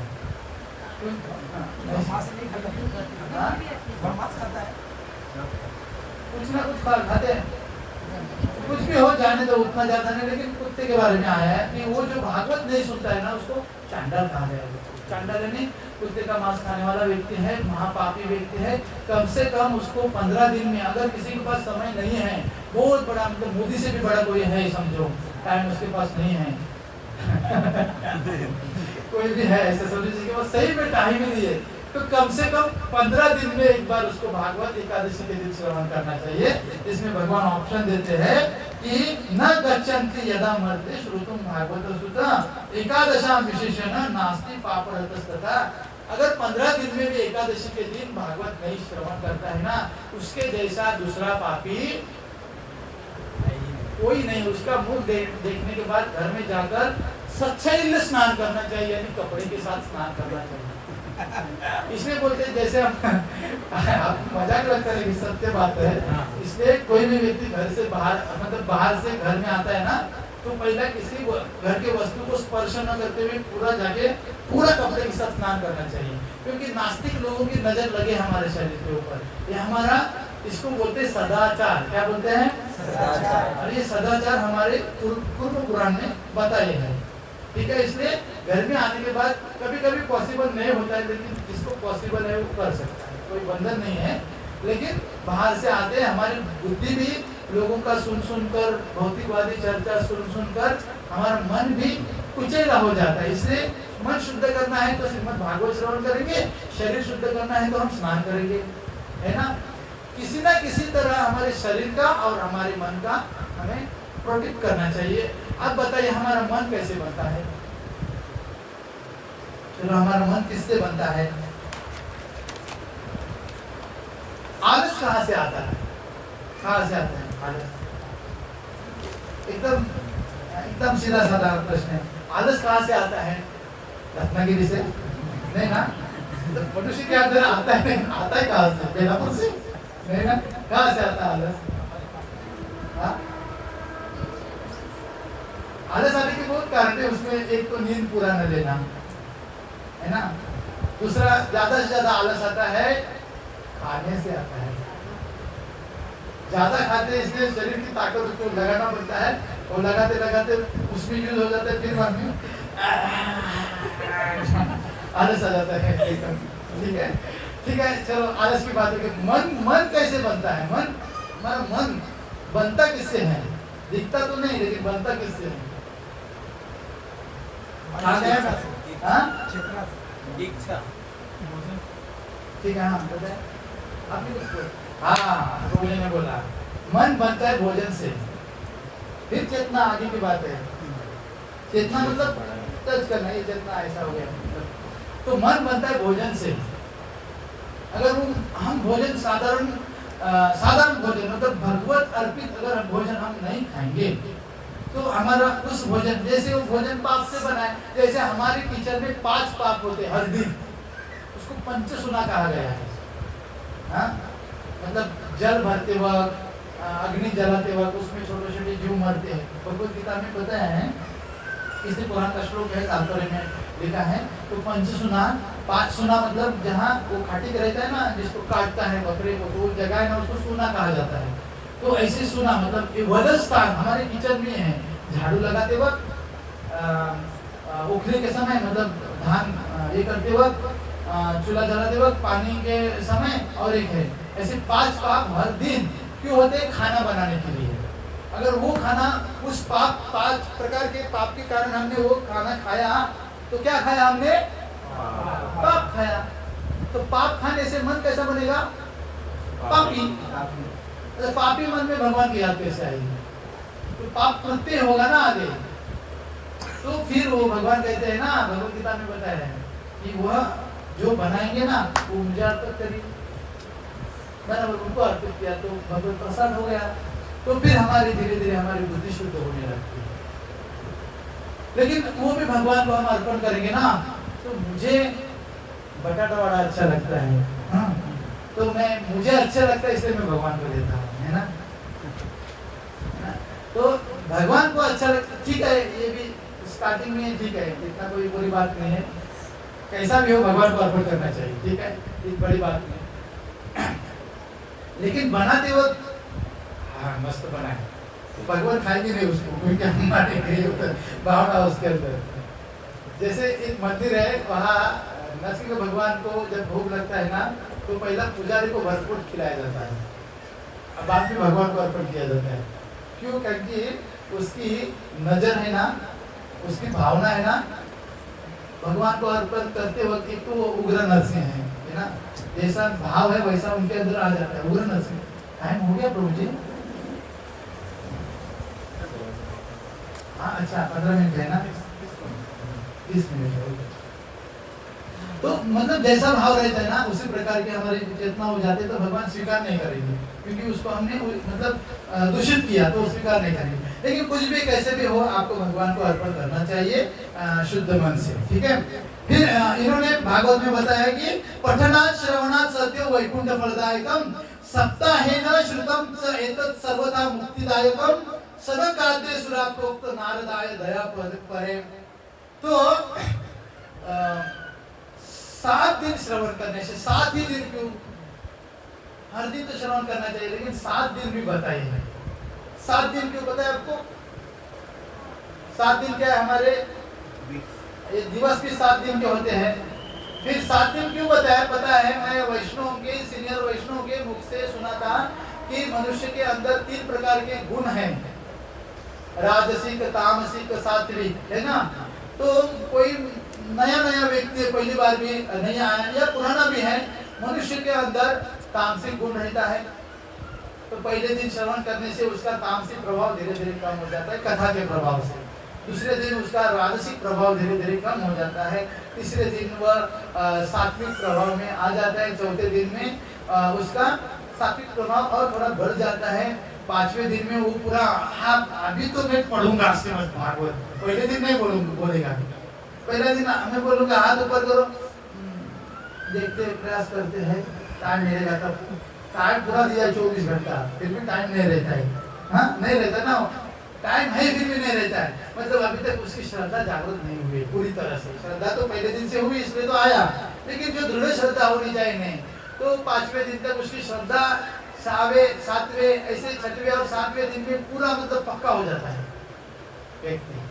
उसके जो क्लेश है वो सारे दूर हो जाते हैं, पाप सुनने से पाप भाग जाते हैं और दूर हो जाता है। और फिर वो ऐसी स्थिति कायम रखने के लिए फिर 7 दिन सुनने के बाद हर दिन सुनना चाहिए, हर दिन सुनना चाहिए, एक दिन नहीं। जैसे हमारे ये विजय प्रभु जी है, एक बार सुना, एक दिन 7 बजे तक उनका 60 राउंड कंप्लीट हो जाता है। प्रभु जी है हमारे सामने, 4 बजे से 7 बजे तक उनका 16 माला पूरा हो जाता है। ऐसे कोई भक्त है, कोई अपना संकल्प कर देते और ये संकल्प कायम चालू रहना चाहिए। इसलिए चालू रहने के लिए ऐसे भक्तों का संग करना चाहिए। जैसे प्रभु जी हमारे आत्माराम प्रभु सारा ये व्यवस्था की है। भागवत जो रखता है ना घर में, उसके जैसा पुण्यवान व्यक्ति कोई नहीं भक्तों। भले 7 दिन में एक दिन के लिए तो रखना चाहिए घर में। सारे जितने भी अभद्र रह नहीं सकते, क्योंकि कहा गया है भक्तों के चरण है ना। एक बार भक्तों के चरण यहाँ आए घर में और उन्होंने यहाँ नृत्य किया ना, तो सारा घर पवित्र हो गया। उनके मुख से हरे कृष्ण मंत्र आ गया, तो कोने कोने में कुछ नेगेटिव एनर्जी होगी पता नहीं, तो वो सारी चली जाएगी, तो पूरा घर मतलब वैकुंठ हो जाएगा। तो इसके जैसा बड़ा कोई उपलब्धि है क्या हमारे जीवन में? सारे ग्रह संतुष्ट हो जाएंगे, अशुभ ग्रह संतुष्ट हो जाएंगे। हाथ के मस्तक के प्रणाम करने से, भगवान को प्रणाम करने से ये मस्तक के रेशा पवित्र हो जाते हैं। अगर कोई है गलत शनि प्रभाव है, शनिदेव भी भगवान के महान भक्त है ना, वृंदावन में तो उनका मंदिर है कोकिलावन में। तो शनि भी, राहु भी, केतु भी, 2 असुर, वो सारे केतु राहु सारे प्रसन्न हो जाते हैं जो नित्य प्रति भागवत श्रवण करता है। हाँ, इतना श्रेष्ठ भागवत है, तो कौन नहीं सुनेगा इसको? हाँ, तो 7 दिन सप्ताहे न श्रुतम च एतत् सर्वथा मुक्तिदायकम, मुक्ति देने वाला है 7 दिन श्रवण करने से। सनकादे पुरा प्रोक्तम नारदाय दयापरे, ब्रह्मा जी के जो प्रथम पुत्र है सनकादिक मुनि ने, 4 मुनि, उन्होंने नारद जी को दया करके 7 दिन की विधि बताई थी। ऐसे तो नारद मुनि ने ब्रह्मा जी से भागवत सुना है, फिर भी 7 दिन की विधि सनकादिक मुनि ने बताई है। यद्यपि ब्रह्म संबंध श्रुतमेतत् सुरार्षिणः सप्ताह श्रवण विधि कुमारेस्तस्य भाषित। तो ब्रह्मा जी के मुख से सुने हैं, तथापि सप्ताह श्रवण की विधि उन्हें शंकर जी ने बताई। तो शौनकादि ऋषि मुनि प्रश्न पूछते हैं सुत गोस्वामी से, लोक विग्रह मुक्तस्य नारदस्य अस्थिरस्य च विधि श्रवे कुतः प्रीति संयोगः कुत्र तेसः। क्या पूछते हैं शंकादिक ऋषि मुनि कि नारद मुनि एक जगह पर ठहरते नहीं, लोक विग्रह मुक्तस्य, लोगों में ज्यादा ऐसे मिक्स नहीं हो जाते हैं, वो सांसारिक प्रपंच से मुक्त रहते हैं हमेशा। नारद मुनि विचरणशील यानी घूमते रहते हैं तीनों लोकों में, ठीक है। तो शंकादि के साथ उनका संयोग कहाँ हुआ, कहाँ मिले हो एकत्रित? ऐसे तो भाई भाई है वो, ठीक है। और ये विधि विधान श्रवण में उनकी प्रीति कैसे हुई? 7 दिन श्रवण करने की विधि उनके मन में ऐसी प्रीति कैसे हुई? तो सुत गोस्वामी कहते हैं, अत्र ते कीर्तयिष्यामि भक्ति युक्त कथानकम शुकेन मम यत प्रोक्तम अरह शिष्यम विचार्य च। सुत गोस्वामी कहते हैं, बताता हूँ मैं आपको, बताता हूँ, सुनिए। अब मैं तुम्हें वह भक्ति पूर्वक कथानक, भक्ति मतलब कैसे है, भक्ति पूर्ण कथानक है, आपको सुनाता हूँ। सुखदेव गोस्वामी ने यानी मेरे गुरु ने, उनके गुरु है, मुझे अपना शिष्य, एकांतिक शिष्य जानकर समझकर मुझे एकांत ने सुनाया था। वो आख्यान में आपको सुनाता है। क्या आख्यान चालू करते हैं? अभी देखिए, उसमें एकांत शिष्य समझकर, मतलब ऐसा शिष्य होना चाहिए जो गुरु के मन में क्या है पहले मुझे पता चलना चाहिए। जैसे गुरु को प्यास लगा तो एक उत्तम शिष्य, समझो 3-4 शिष्य है गुरु के सामने, और गुरु ने बोला चलो मेरे लिए पानी लेके आओ, मुझे प्यास लगे। तो 4 शिष्य, उनका प्रथम कर्तव्य क्या है? पानी लाना। लेकिन कोई एक शिष्य है थोड़ा ज्यादा बुद्धि वाला है, समझो, बोलेगा नहीं पानी से श्रेष्ठ दूध है तो मैं गुरु को दूध लेके जाता हूँ, तो चलेगा? गुरु सेवा हो गई क्या? नहीं, गुरु को जल चाहिए तो जल ही चाहिए, पानी ही चाहिए। तो प्रथम कर्तव्य अपने मतलब शिष्य ऐसा होना चाहिए कि गुरु का मंतव्य थोड़ा बहुत तो जाने, गुरु की आदत क्या है ये सब जानना चाहिए। तो गुरु भी चेक करते कि मेरा शिष्य कैसा है, या ज्यादा बात नहीं करता है, ज्यादा कम बात भी नहीं करता है, जो जरूरी है वो करता है बराबर। तो और नम्रता है, तद्विधि प्रणिपातेन परिप्रश्नेन सेवया उपदेशन्ति ज्ञानम ज्ञानेन तत्वदर्शिना। मतलब भगवद गीता में यह श्लोक है, उसमें कहते हैं कि गुरु के सामने गुरु को प्रश्न कैसे पूछने चाहिए, मेरे प्रश्न का उत्तर दीजिए, ऐसे चलता है? नहीं, गुरु के सामने हाथ जोड़कर उनकी सेवा करनी चाहिए। डायरेक्ट प्रश्न भी नहीं, कुछ ना कुछ सेवा करनी चाहिए। उसके बाद गुरु को समय मिले तो मेरा एक सवाल है, कृपया आप उत्तर दे सकते हैं क्या? कृपया हाथ प्लीज, जैसे हम बोलते ना, कृपया आप बताए ना, मेरे अंदर ये शंका है, इस शंका का निरसन कीजिए। तब गुरु उनको उत्तर देंगे, क्योंकि तत्वदर्शिना मतलब कैसे गुरु के सामने ऐसा गुरु होना चाहिए। सब गुरु नहीं है, जगत गुरु बोलते खुद को, ऐसे गुरु नहीं, वो गुरु होना चाहिए जैसे इसने बताया है, संप्रदाय के अधीन होना चाहिए, संप्रदाय के अंदर वह कृष्ण भक्त होना चाहिए। खत्म। क्योंकि भगवान कहते हैं ना, अहम बीज प्रद पिता, भगवद गीता में बताते हैं कि सारे जीव का मैं पिता हूँ, सारे जीव मेरे को नहीं अंश है। जीवेर स्वरूप ही कृष्ण नित्यदास, सारे जीवात्मा भगवान के अंश है। तो भगवान प्रथम है। तो जो मतलब भगवान को शरणागत होता है ना, उसको आर्य कहा गया है, सबसे बुद्धिमान व्यक्ति। एक कथा में बता रहा था मैं कि कृष्ण भक्त ही बुद्धिमान है। मैं बोला तो एक टीचर खड़ा हुआ, बोला आप ऐसे के बोले, बाकी के मूर्ख है क्या? तो मैं बोला मैं नहीं बोल रहा हूँ, ये भगवद गीता में लिखा है, तात्पर्य में, और महाभारत में भी लिखा है। जैसे आप महाभारत सीरियल आप सुनेंगे ना, उसमें आर्य हे आर्य हे आर्य, देखिए आपने सुना है महाभारत, उसमें आर्य बोलते हैं अपने पति को। आर्य यानी बुद्धिमान। आर्य शब्द का अर्थ क्या है? बुद्धिमान। हमें बुद्धिमान शब्द का अर्थ क्या है? जिसके पास बुद्धि है। देखिए वो बुद्धि किस प्रकार की है? जिसको अपने जीवन का उद्देश्य समझ में आया उसे बुद्धिमान कहते हैं। अब जीवन का उद्देश्य क्या है? भगवान को जानना। हाँ, भगवान के जानने के बाद ही कृपा प्राप्त करेंगे। तो ये उसको बुद्धिमान कहा गया है। तो मैं बोला वो टीचर थे, बोले आपने ऐसा क्यों किया? आप बोले कि केवल कृष्ण भक्त ही बुद्धिमान। बोला हाँ, ये शास्त्र बताता है। तो हम क्या मूर्ख हैं? हम भी कृष्ण भक्त हैं, तो अच्छी बात है, आप भी बुद्धिमान है। ऐसे रहते ही कोई प्रभु जी बहुत ऐसे रहते हैं। तो उनके सामने उनके तरह से, लेकिन कोई भी हमको कॉम्प्रोमाइज नहीं करना है। सिद्धांत में सिद्धांत बोले चित्त न करे आवश्यक, सिद्धांत बोलना ही चाहिए, लेकिन उसको कॉम्प्रोमाइज नहीं करना। जो है नम्रता से बताना है। गुस्से में ऐसा बोला है, अब जानते नहीं क्या? ऐसा बोलेंगे तो उसको गुस्सा आएगा, तो क्या प्रवचन करते हैं, क्या करते हैं, अक्कल नहीं बता दीजिए अभी तक। तो ऐसा नहीं, प्रेम से नम्रता से बोलना चाहिए। ठीक है। तो कहते हैं लोक विग्रह मुक्त से नारदाय अस्थिर। कहा उनका मिलन हुआ? सुद गोस्वामी कहते हैं कि मैं वो कथा में आपको बताता हूँ।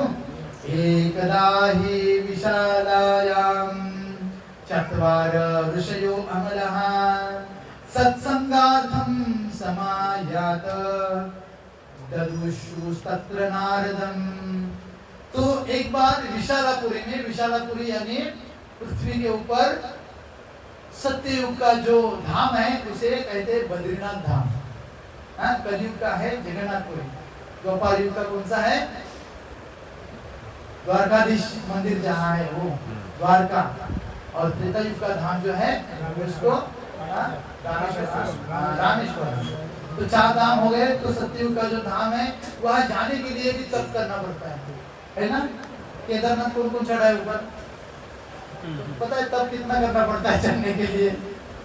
मैं भी चढ़ा था। जब चढ़ने लगा ना तब मुझे सब भक्ति याद आ गई। तो ये आयुष्य भर में कितना भक्ति करनी चाहिए थी। एक स्टेप चल रहा है उतना याद आ रहा है मुझे, रोना भी आ रहा है।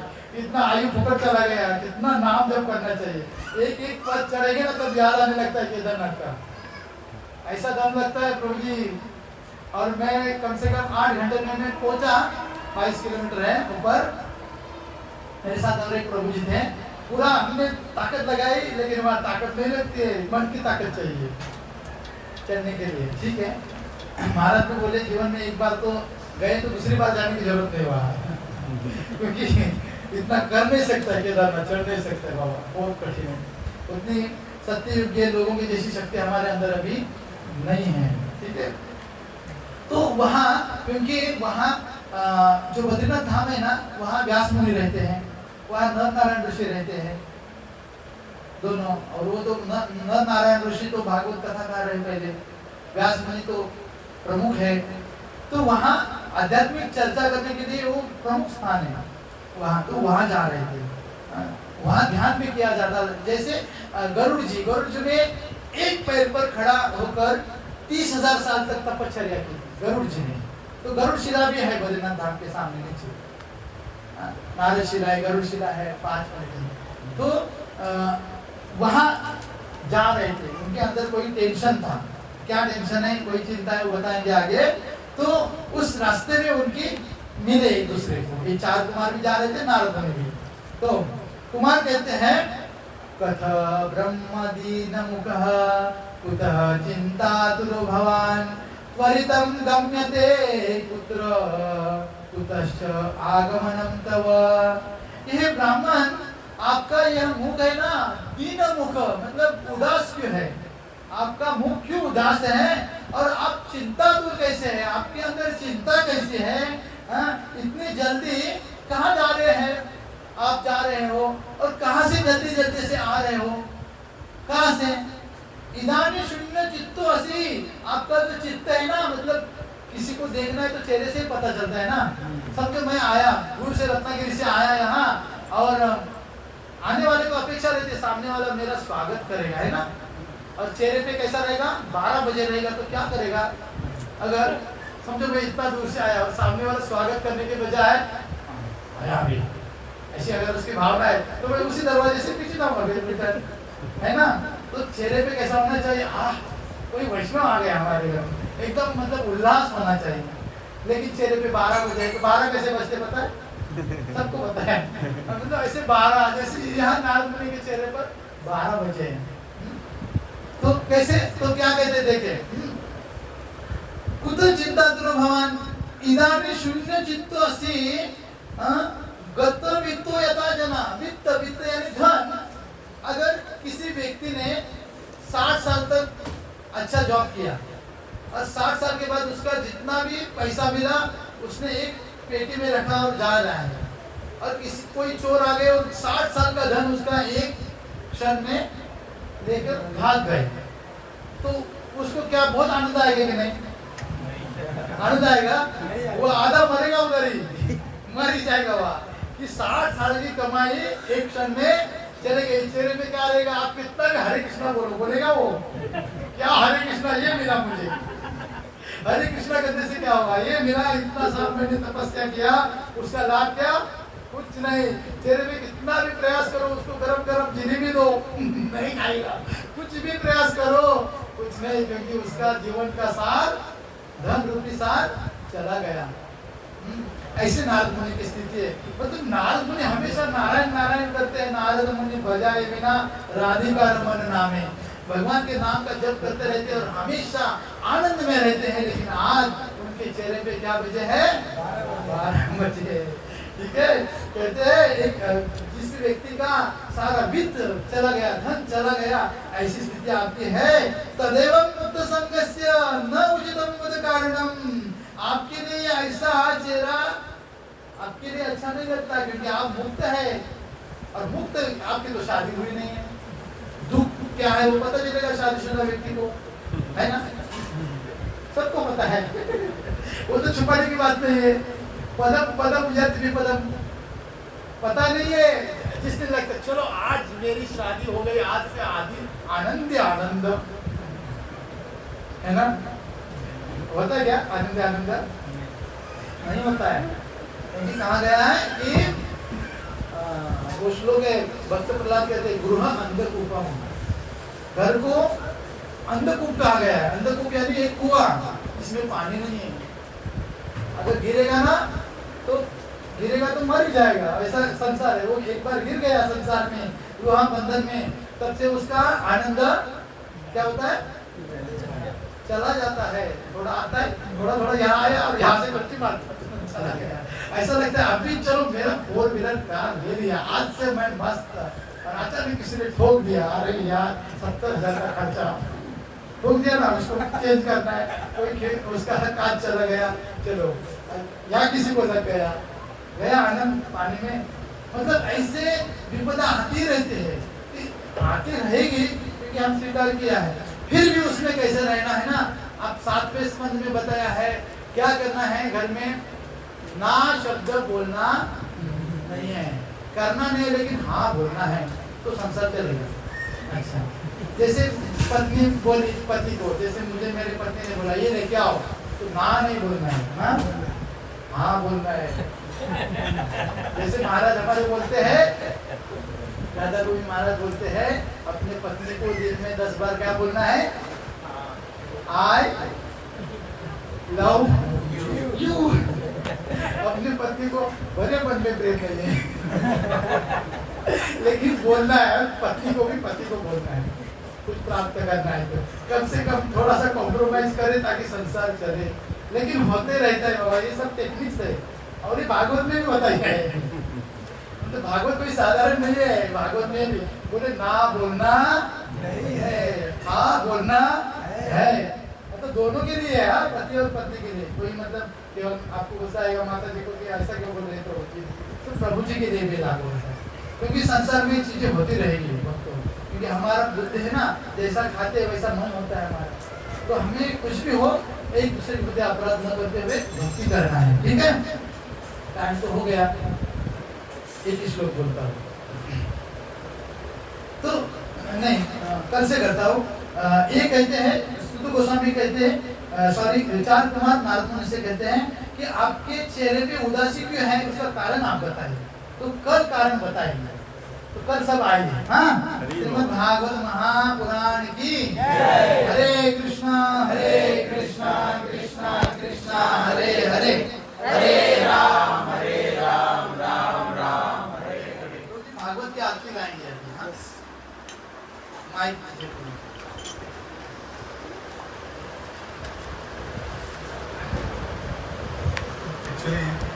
15 मिनट भी फास्ट है, कोई प्रॉब्लम नहीं। अच्छा, ठीक है। तो हम समय पर अगर चालू करेंगे तो समय पर एंड भी कर सकते हैं। तो कल हम लोग ठीक 7 बजे हमारा कथा चालू करेंगे, 6:30 बजे कीर्तन चालू करेंगे। तो सभी भक्तों को अनुरोध है कि आप 7 बजे उपस्थित हो जाए, तो हम लोग कथा का संकल्प जो हमारा 7 दिन का जो संकल्प है उसको पूरा कर सकते हैं। तो आइए वापस पुनः एक बार हम श्रीमान विष्णु को उनका हम धन्यवाद व्यक्त करेंगे। एक बार हरे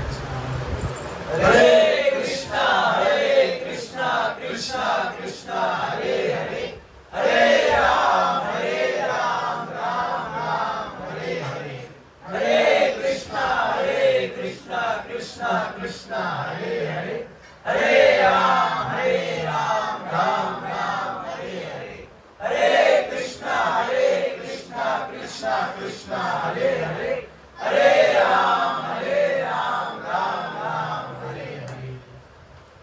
एक नियम रहता है कथा में, कथा का अनुमोदन करना कथाकार का नहीं, कथा का अनुमोदन कोई भी एक दिन कर सकता है। प्रभु जी तुम्हें बोल, कोई भी एक व्यक्ति कथा का अनुमोदन कर सकता है, तो कैसी लगे।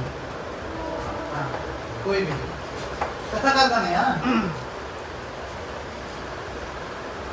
तो प्रभु जी ने अभी 2 पॉइंट बताए। तो कथाकार का गुणगान नहीं करना चाहिए, बताना चाहिए। विशेष रूप से भागवत कथा से क्या सीखे हम करना चाहिए। तो आज हम देख सकते हैं कि सर्वत महत्वपूर्ण जो प्रभु जी ने फर्स्ट पॉइंट बताया, नाम अपराध। वैष्णव को अपराध अगर कर रहे हैं तो हम आगे नहीं जा सकते। उसके बाद बताइए कितना है, 10 नाम अपराध, 32 सेवा अपराध। तो ये अगर अपराध करते रहेंगे तो हम आगे नहीं जाएंगे। और अलग अलग पुराणों से, अलग अलग माध्यम से प्रभु जी ने हमको काफ़ी सारे टिप्स दी है। तो ये 7 दिन में जो हमारा संचय करेंगे कि क्या क्या हमको टिप्स मिल रहा है, उससे हम अपने आध्यात्मिक प्रगति के लिए खंडन नहीं कर सकते हैं। तो ये है श्रीमद् भागवतम। और मुझे ने बताया कि कोई साधारण व्यक्ति साधारण कामना लेके भी भागवत की कथा सुन रहा है तो उनके लिए भी भगवान उनकी कामना पूरी करते हैं। तो भक्त तो है सभी भक्त यहाँ पर उपस्थित, भक्त तो हमेशा भगवान की आध्यात्मिक प्रगति के लिए प्राप्ति करते हैं और वही कामना करते हैं। लेकिन हमारे हृदय में छोटी सी अलग कामना भी है, तो वो भी पूरा करने के लिए सामर्थ्य जो है श्रीमद् भागवत रखता है। तो ये है श्रीमद् भागवतम पुराण। और श्रीमद् भागवतम पुराण की हरे कृष्ण। भागवत का आरती करेंगे तो खड़ा होकर 2 घंटे बैठे हम लोग खड़े होकर कर सकते हैं।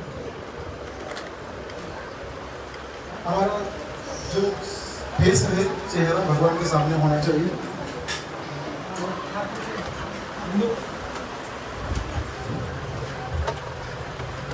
तो ट्रे बाहर का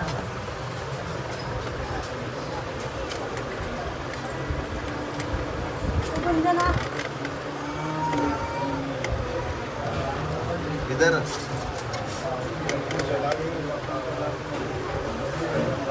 एक के ऊपर इधर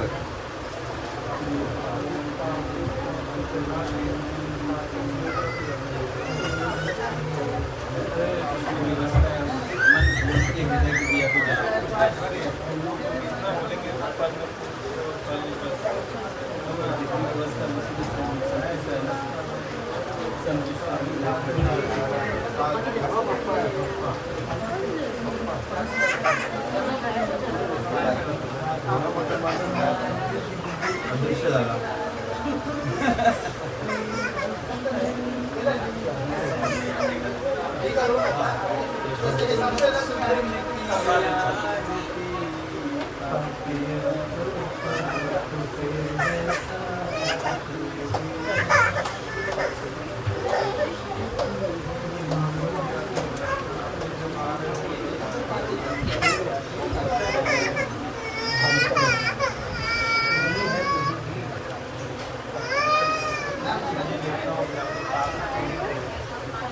आरती अति पावन पुराण की, आरती अति पावन पुराण की, आरती अति पावन पुराण की, आरती अति पावन पुराण की, धर्म भक्ति विज्ञान गान की,